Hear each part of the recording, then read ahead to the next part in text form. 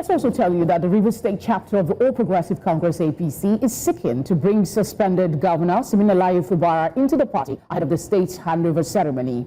APC Rivers spokesman Darlington Nwauju said Fubara is welcome to defect and would automatically become the party leader if he joins. Nwauju expects a National Assembly committee to review the emergency rule period. Meanwhile, President Tinubu and Fubara are expected back in Nigeria Tuesday ahead of Thursday's handover, marking the end of the emergency rule in Rivers State.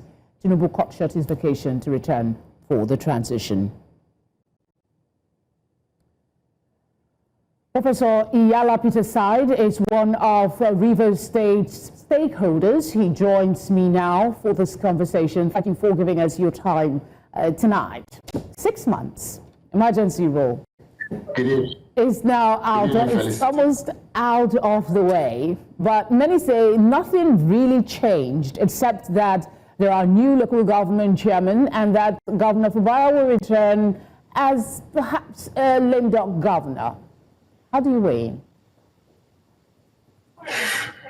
As a lifelong Democrat, a Nigerian, and a Rivers State citizen, I think that we all have to be grateful that hopefully this aberration in our body politic will come to an end next week. It's still a promise, it's not been delivered. So whatever leads to the end of this aberration in our body politic, I think I welcome. The process that got here, we have already talked at length about. What is important, I think, for me and other stakeholders in Rivers State, is that we get our state back, we resume the development that was truncated by the emergency rule, that we learn lessons from what led to this imbroglio, but more importantly, that we reinforce, I think very importantly, that we don't forget that this case had many ups and downs, and unfortunately the Supreme Court, which had the right to tell us whether the president's action were right or wrong, has let the clock run out. It's almost like a coach refusing to play and let the clock run out in a soccer match. The Supreme Court has not weighed on this, so we don't even know whether the president's ruling on this case was right or wrong. But be that as it may, if we get the governor back, we need to see under what conditions, because it is possible that he has a good next 2.5 years, but it's also possible that he's a lame duck and cannot get anything done without the approval of whoever is his handler, including a constant threat from the House of Assembly of impeachment if he deviates from whatever agreements that led to this return. I notice you're very careful with the phrase if he comes back, you know, but the optics is looking like that will be the case. Fubara is on his way back. The president has cut short his vacation to be in the country. What are the chances that it will happen more than it will not happen, that will transition back to a democratic rule in Rivers State?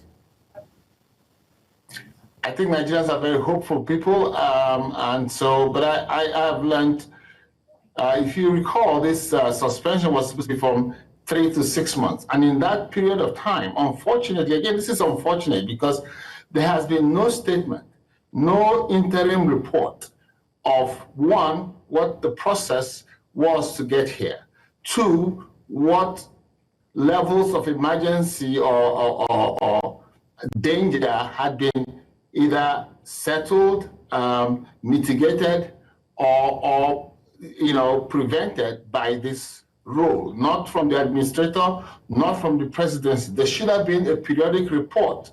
In other places where this kind of thing happens, there should have been a periodic report from both the administrator and the presidency, and supervision of the administrator from the Congress who authorizes.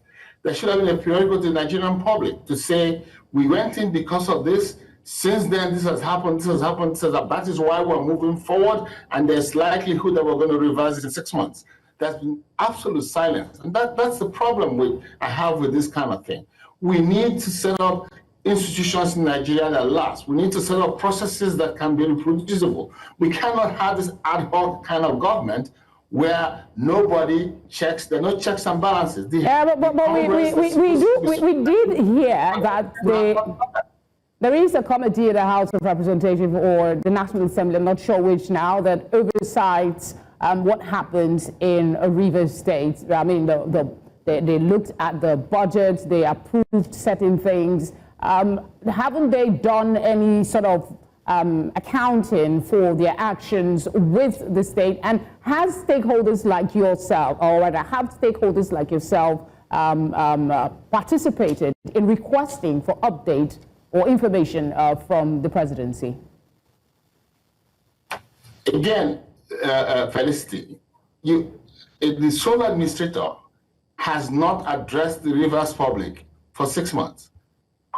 Knowing that he came in on an emergency basis, his role was to placate, was to reassure, and let people understand why he was necessary. He never felt a need to do that. He just had a Thanksgiving service on Sunday. And, the main players, the key players of Rivers State were not even at the Thanksgiving service. So who was he serving?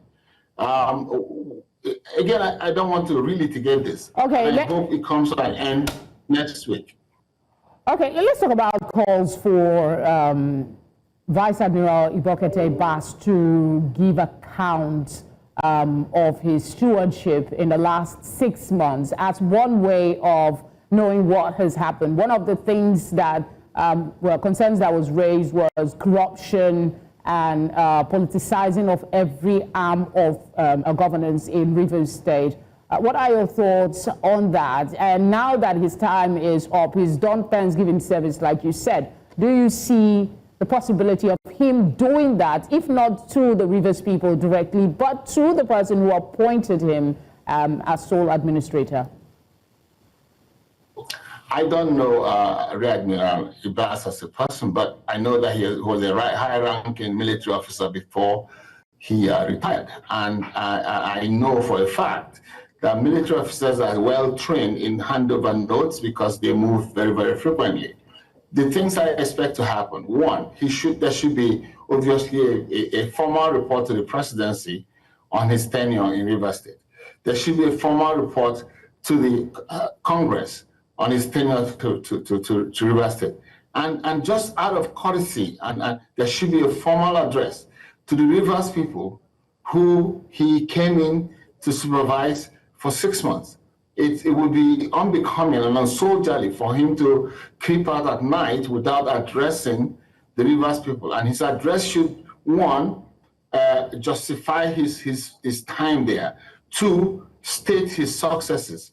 Three, tell us what the difficulties he faced and how he overcame them. And four, what has been put in place to make sure that the quiet that's existed in Rivers State in the last 6 months continues, and how what he has done to prepare the place for Fubara to come back seamlessly. Yeah, that's the very least I expect. Yeah. Pertinent issues you've raised. Hopefully, we still have a few days, even if it's 1 or 2, to see. They might surprise us. Who knows? We might come back to you for your thoughts as well if that does happen. Thank you for speaking with us tonight. Thank you, Felicity. Like most Nigerians, I'm hopeful that this aberration will be quickly repaired next week.